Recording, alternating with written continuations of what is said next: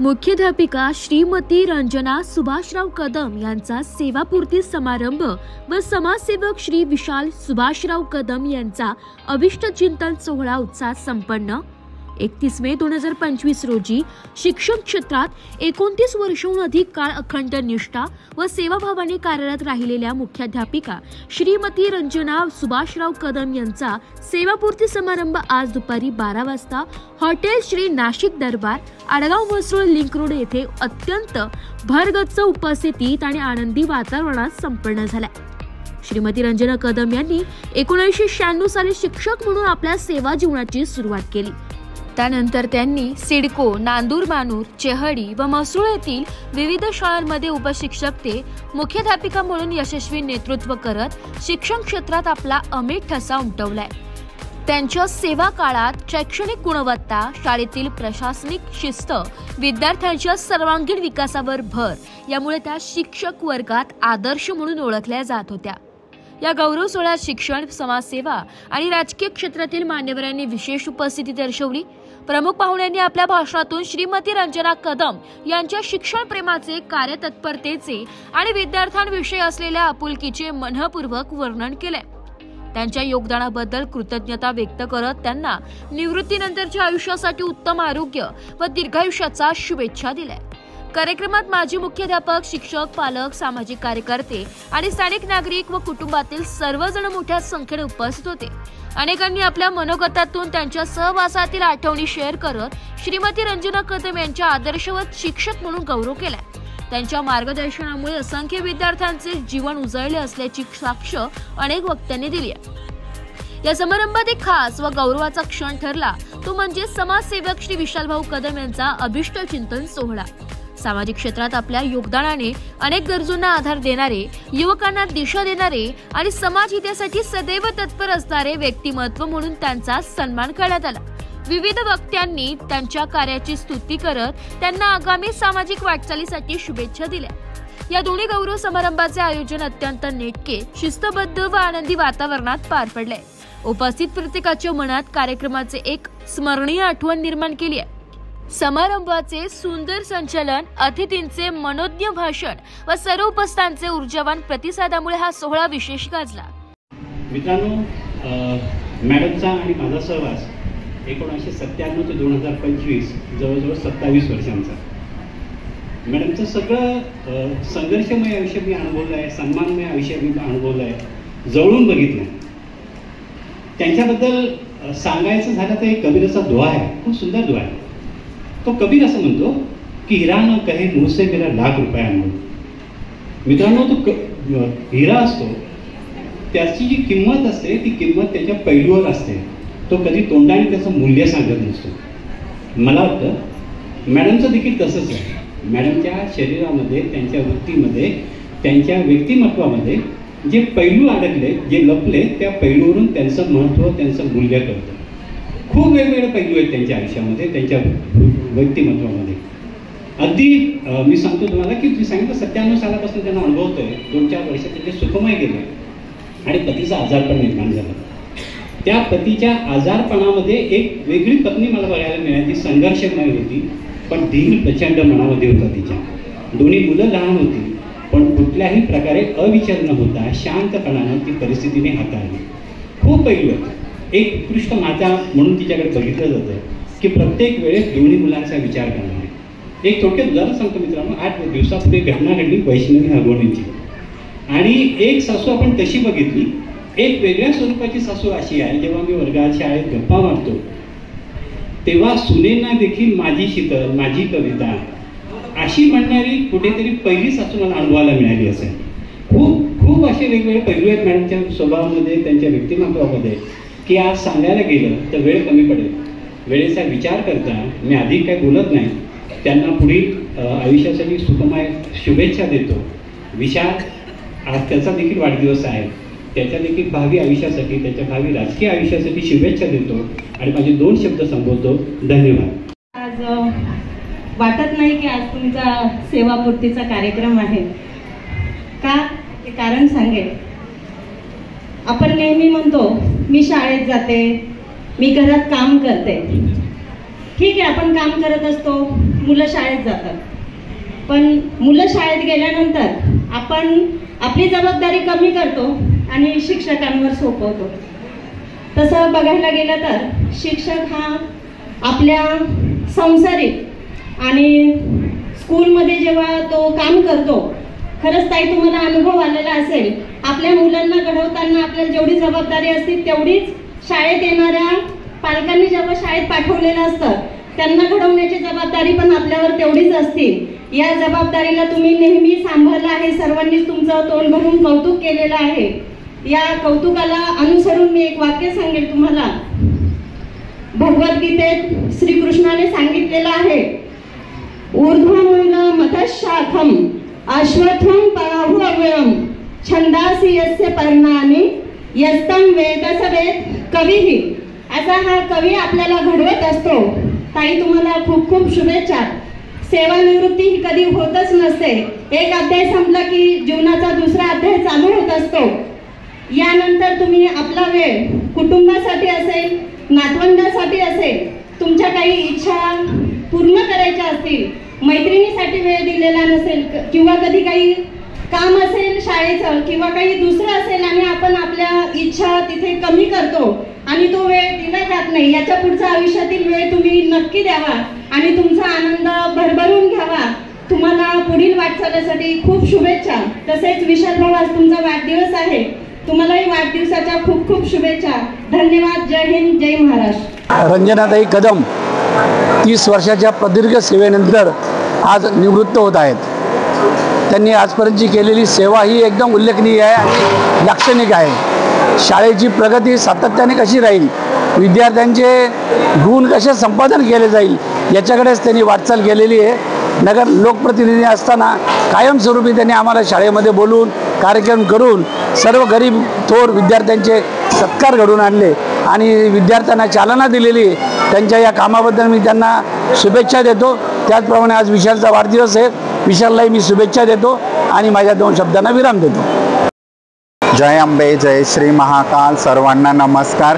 मी आज श्री नाशिक दरबार या हॉटेलमध्ये आलेली आहे, जो आहे आदरणीय सन्माननीय श्री विशाल भाऊ कदम यांचा. आज श्री विशाल भाऊ कदम यांचा वाढदिवसाचा कार्यक्रम आहे, अभिष्टचिंतन सोहळ्याचा कार्यक्रम आहे. त्यानिमित्त मी इथे येऊन त्यांना खूप शुभेच्छा आणि आशीर्वाद प्रदान केलेला आहे. त्यानंतर एक मोठी आनंदाची बातमी म्हणजे त्यांच्या मातोश्री श्रीमती रंजना सुभाषराव कदम यांचा आज सेवापूर्ती सोहळ्याचा देखील कार्यक्रम आहे. दोघंही कार्यक्रम एका दिवशी आल्याने सुंदर एक आनंदमय वातावरण निर्माण झालेलं आहे. कदम मावशींना, आमच्या रंजना मावशींना पुढील भावी वाटचालीस खूप शुभेच्छा, शुभ आशीर्वाद. त्यांच्या मनातील इच्छा मनोकामना पूर्ण होत या सेवा करत असताना उपशिक्षिका ते मुख्याध्यापिका प्रवास खूप मोठा होता. त्या प्रवासामध्ये काही गोष्टी जीवन जगत असताना राहून गेलेल्या असतात, तर त्यांनी पुढे त्यांच्या इच्छा पूर्ण कराव्या. फिरायला जाणं असेल, परिवाराला वेळ देणं असेल, अजून काही त्यांना सुंदरसं नातेवाईकांना वेळ देणं असेल, त्यांच्या इच्छा पूर्ण व्हाव्या असा मी आशीर्वाद प्रदान करते. आणि दादांना, विशाल भाऊंना अभिष्टचिंतन सोहळ्याच्या खूप शुभेच्छा आणि त्यांचं जे पुढील भावी वाटचालीचं राजकीय क्षेत्रातील जीवन आहे त्यांना भरभरून यश संपादन व्हावं, भरभरून यश मिळावं अशी भगवती चरणी हृदयापासून श्री महाकाल बाबा यांच्या चरणी मी प्रार्थना करते.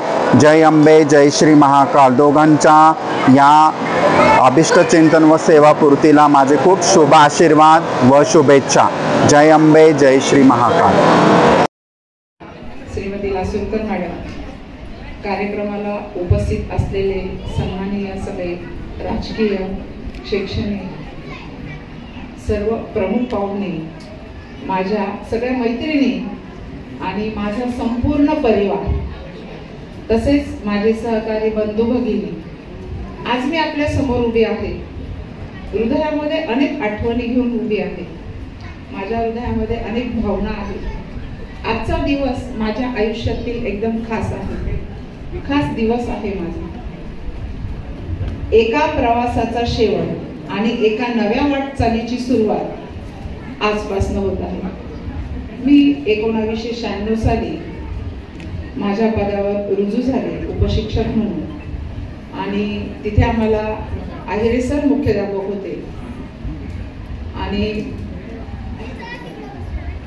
माझे सगळे सहकारी शिक्षक शिक्षिका लासूरकर मॅडम असतील, Kadam madam, Tamboli madam, Marathe madam, Kandekar madam, Vinita Jadhav madam, Phalke madam, Tambat madam, Shukla madam, Lahange sir, Ahire sir, Gaydhani sir, Bachhav sir, Majde sir, सर्वांनी मला खूप सहकार्य केले. आणि ज्यावेळेस आमच्याकडे घोलप मॅडम मुख्याध्यापिका म्हणून आल्या त्यावेळेस आता सगळ्या शाळेमध्ये विद्यार्थ्यांची संख्या कमी जास्त होत असते आणि त्या विद्यार्थ्यांना जे विद्यार्थी शिकत नाहीये अशांना शैक्षणिक प्रवाहामध्ये आणण्यासाठी आम्ही शिक्षक सगळे जायचो आणि ज्या ज्या शाळेत विद्यार्थी येत नाही अशा विद्यार्थ्यांना जमा करून रिक्षात घेऊन आणि बीडी भालेकरला घेऊन यायचो आणि त्या मुलांना तिथून शिक्षणाच्या प्रवाहामध्ये आणायचो आणि त्या अशा प्रकारे त्या मुलांना जे शिकत नसलेली मुलं आहेत ते सुद्धा शैक्षणिक प्रवाहामध्ये आले. 2004 साली आपल्या जिल्हा परिषदेमध्ये परदेशी साहेब शिक्षण अधिकारी म्हणून आले होते आणि त्यावेळेस त्यांनी ठरवलं होतं की आपण सगळ्या लेडीजच्या कबड्डीच्या स्पर्धा घ्यायच्या आणि आम्ही त्यावेळेस बीपीएड होतो, मी आणि भावना शुक्ल आणि आम्ही काय केलं त्यांनी सगळ्या जिल्ह्यामध्ये ठेवलं होत्या. नाशिक जिल्हा, त्याच्यानंतर सगळ्या नाशिक जिल्ह्यामध्ये सगळे नंदुरबार अशा सगळ्या जिल्ह्यांच्या स्पर्धा त्यांनी लेडीजच्या ठेवलेल्या होत्या आणि आम्ही काय केलं त्यावेळेस की मराठा हायस्कूलचे 2-3 शिक्षिका, नंतर आदर्शच्या 2-3 शिक्षिका, आपल्या भालेकरच्या आम्ही दोघी अशी एक आम्ही कबड्डीची टीम तयार केली आणि त्यावेळेस आम्ही इतकी प्रॅक्टिस केली की नाशिक जिल्ह्याला आपल्याला ट्रॉफी मिळवायची होती आणि त्या स्पर्धा पोलीस परेड ग्राउंडवरती झाल्या आणि त्या स्पर्धेमध्ये नंदुरबारने पहिला क्रमांक मिळवला पण दुसरा क्रमांक मात्र आपल्या नाशिक जिल्ह्याने मिळवला आणि आज तगायतही ती नाशिक जिल्ह्याची ट्रॉफी बीडी भालेकर मध्ये आहे. असा म्हणजे आम्ही वय सुद्धा बघितलं नाही की त्यावेळेस अगदी उत्साहाने खेळलो आणि नाशिक जिल्ह्याला ट्रॉफी मिळवून दिली. त्यानंतर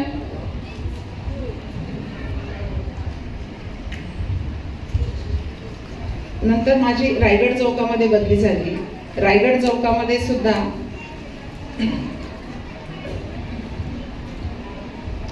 गुंडगे sir, Dhekle sir, Pawar madam, Aditi Shejwal madam या सर्वांचे सहकार्य मला तिथे लाभले आणि रायगड चौकामध्ये सुद्धा आम्ही 2 वर्ष मी काढले. त्यानंतर 2006 मध्ये 1 डिसेंबर 2006 मध्ये मला नांदूरची प्रभारी मुख्याध्यापक म्हणून ऑर्डर मिळाली आणि तिथे नांदूरलाही माझा स्टाफ खूप छान होता, सगळे सहकार्य करणारे होते.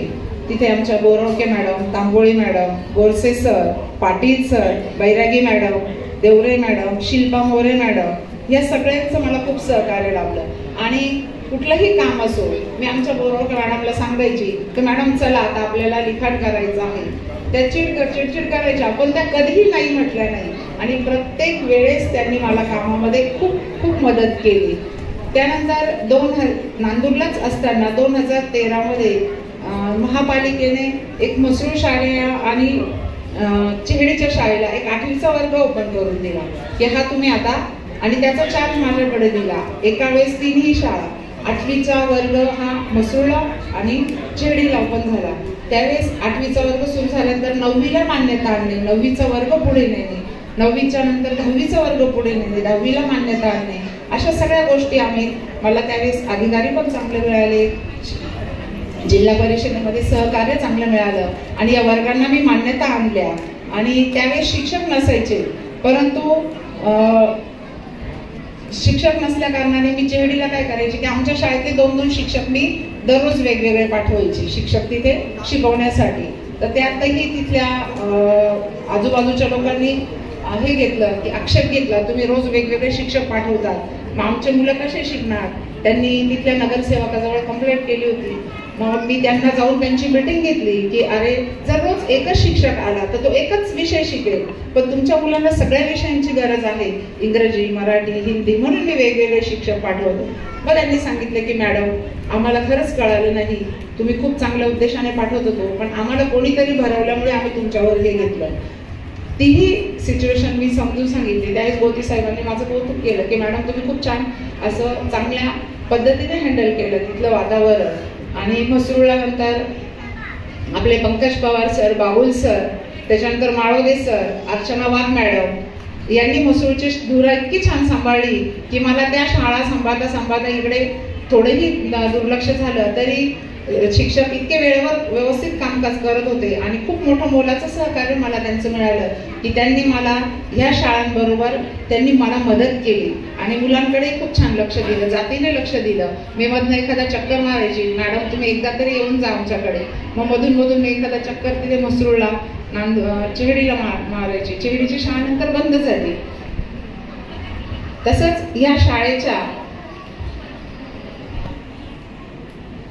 माझ्या सुरुवातीच्या दिवसांची आठवण आजही ताजी आहे. त्या प्रत्येक क्षण मी सगळ्या माझ्या पाठीशी उभ्या आहात आणि त्या सहकार्याच्या या प्रवासात मी पुढे जाऊ शकले. जर माझे शिक्षिका माझ्या पाठीशी उभे नसते तर मी पुढे जाऊ शकले नसते.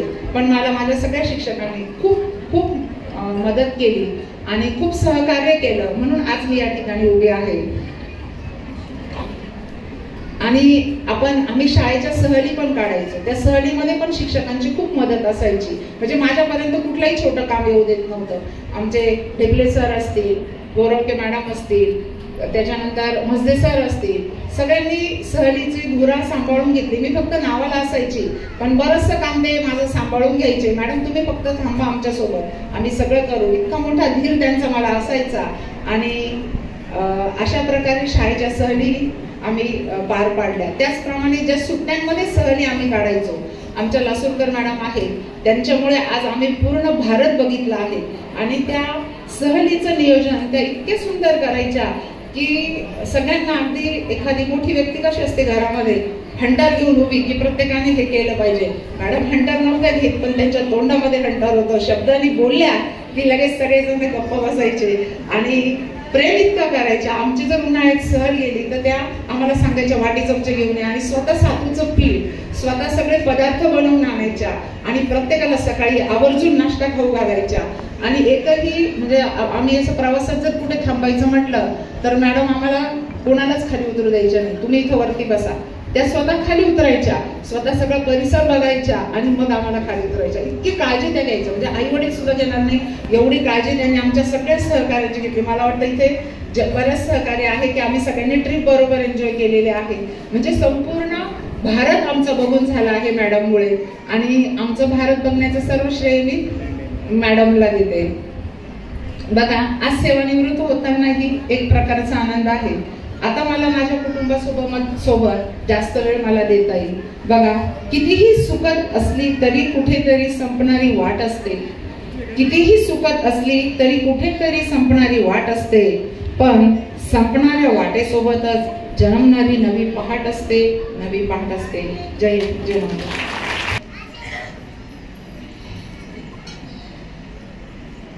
जेव्हा आई शाळेत जायची, म्हणजे मी माझ्या आईला इतकं कष्ट करताना बघितलेले. माझे वडील लवकर गेले, 2010 मध्ये गेले. ते सतत आजारी असायचे, पण आम्ही तेव्हा लहान होतो दोघं जण. तेव्हा आईने कधी आमच्यावर असं बर्डन, म्हणजे एक एवढे सुद्धा काम करायची. आम्ही तर म्हणजे शाळेतच होतो त्या टायमात. आई आणि आईचे जेवढे सहकारी होते, म्हणजे पैशापासून असो, सर्व मदत आईचे सहकारी निश्चित रूपाने आईला करत असायचे. म्हणजे आम्ही तर लहान होतो, माझ्या 9वी 10वी. म्हणजे आईने माझ्या वडिलांना मरणाच्या दारातून 2 ते 3 वेळेस परत घेऊन आली होती. पुण्याला ऍडमिट केलेलं होतं, तेव्हा तुम्ही हॉस्टेलला होतो. मला तर बऱ्या प्रमाणात कमी कळायचं. मी माझ्या आईला रात्री 3 वाजता घरातले कामं करताना बघितले. सकाळी शाळा, त्याच्यानंतर क्लासेस, शिवणकाम, म्हणजे एवढा स्ट्रगल, इतका मोठा स्ट्रगल माझ्या आईने करून आलेली आहे. आणि आज सगळे लोक बोलत आहे की आता ती वेळ देईल, पण मला वाटत नाही ती वेळ देईल. कारण तिला कामाची सवय एवढी आहे, तर तिला आता जरी सुट्ट्या होत्या 2 महिने, तिला मी सतत असा विचार करायचो तर तेव्हा मी कमवता नव्हतो, आता मी कमवायला लागलो तर माझ्या आईने आराम करावा, माझ्या आईला आम्ही असं करून द्यायला पाहिजे, मी माझ्या आईला इथं फिरायला पाठवतो. मी शेवटी वैतागलो, तिला म्हटलं आई मी तुझं विपश्यना केंद्रमध्ये ना 1 महिन्यासाठी बुकिंग करतो का जेणेकरून तुझा कुठेतरी आराम तरी व्हायला पाहिजे. सतत सेवा यावी, हे कर ते कर, म्हणजे पैसा, तिचं म्हणणं असं का बाबा पैसा म्हणून मी करत नाही, पण माझ्या ज्या अंगाला सवय लागली जी कामाची ती मला मोडायची नाही. म्हणजे सतत काम करत असणं म्हणजे तिला आम्ही बघत आलेलो आहे. त्याच्यामुळे तिने मला बऱ्याचशा गोष्टी, म्हणजे मी जेव्हा राजकीय काम करत असताना मला तिने बऱ्याचशा सल्ला देते, बऱ्याचशा गोष्टी सांगते. दादा आपण काम करत असताना आपल्याकडून कोणत्या पण वडीलधाऱ्यांचा अपमान किंवा दुखापत होणं हे कधीच घडता कामा नाही, हे आपली शिकवण नाहीये. आपण प्रत्येकाला मान सन्मान देतच राहायचं, मान सन्मान देतच बोलायचं. म्हणजे मला कोणतेही वडीलधारी व्यक्ती दिसलं की मी पाया पडतो, त्याच्यात मला आनंद भेटतो. आणि ही शिकवण ही माझ्या आईची, की मला तिने सतत या गोष्टी शिकवत आलेली आहे. अजून सांगायचं ठरलं तर खूप काही आहे. कदाचित माझी आई आज DCP किंवा CP म्हणून सुद्धा रिटायर झाली असते. ती पोलिसांची परीक्षा MPSC वगैरे तिने क्रॅक केलीच होती, पण काही पैसे भरायचे होते ते भरता आले नाही, त्यामुळे ती जिद्द सोडली नाही.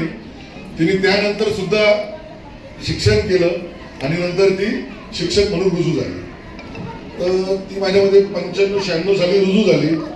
त्यानंतर बऱ्याच म्हणजे माझ्या वडिलांमध्ये डेअरिंग मोठ्या प्रमाणात होती आणि माझ्या वडिलांचं पाठबळ खऱ्या ताकदीने माझी आई सांभाळत होती. माझी आई एकदम त्यांचा पाठीचा जो मजबूत कणा म्हणतो तशी कणा म्हणून ती आयुष्यभर त्यांच्या सोबत लढत राहिली, उभी राहिली. म्हणजे आमचा प्रवास झाला फुलेनगर पासून. फुलेनगर मधून आम्ही लोकसहकार नगरमध्ये गेलो, लोकसहकार नगर मधून आम्ही गुलमोहर नगर पर्यंत. म्हणजे हा प्रवास मी इतका जवळून बघितलेला आहे. जेव्हा माझी मुलगी रडली तिला खूप काही बोलायचं होतं, म्हणजे तिची खूप होतं बोलायची, पण आता म्हणजे होऊन जातं, असं मन भरून येतं. किंवा आता त्यांना वाटतंय का आता आजी आमच्याबरोबर खेळत, पण मला असं वाटत नाही की ती आजी त्यांच्याबरोबर खेळत. आजीचं काम काही सोडणार नाही, पण जास्त वेळ घेणार नाही कारण की उशीर झालाय, सगळे मान्यवर केव्हाचे थांबलेले आहे.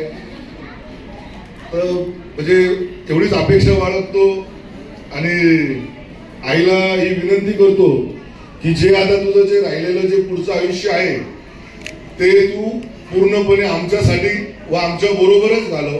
काम कमी कर, आता तुझे 2 मुलं कमवते झालेले आहेत, तुला एवढी काम करायची गरज नाही. पण जर ऐकलं तर आधी उत्तम. तरी आलेल्या सगळे मान्यवर, दत्ताजी नाना गायकवाड आमचे मार्गदर्शक, वसंतप्पा मोराडे, अरुण काका पवार, गणेश भाऊ गीते, माझे मोठे बंधू आत्ताच आले, रमीभाई राजपूत, आमच्या मातोश्रीच रंजनाताई भानसी, दीपालीताई गीते, पवार काकू, सर्वच मान्यवर आणि मला नेहमी वेळोवेळी मार्गदर्शन देणारे आमचे चव्हाण सर, जे वेळोवेळी एकदम योग्य मार्गदर्शन आम्हाला देत राहतात. आणि मराठा मंचच्या माध्यमातून बरेच खूप मोठे मोठे कार्यक्रम ते करत असतात, त्यामध्ये आम्हाला ते थोडासा खारीचा वाटा व्हायची एक संधी देतात, त्यामुळे त्याचे देखील खूप आभार मानतो. कोणाचं नाव चुकून राहिलं असेल तर क्षमा मागतो.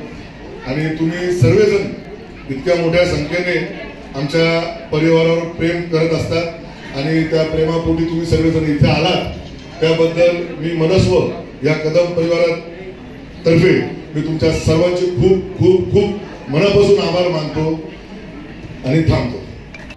ब्युरो रिपोर्ट, नाशिक लोकशाही न्यूज, नाशिक.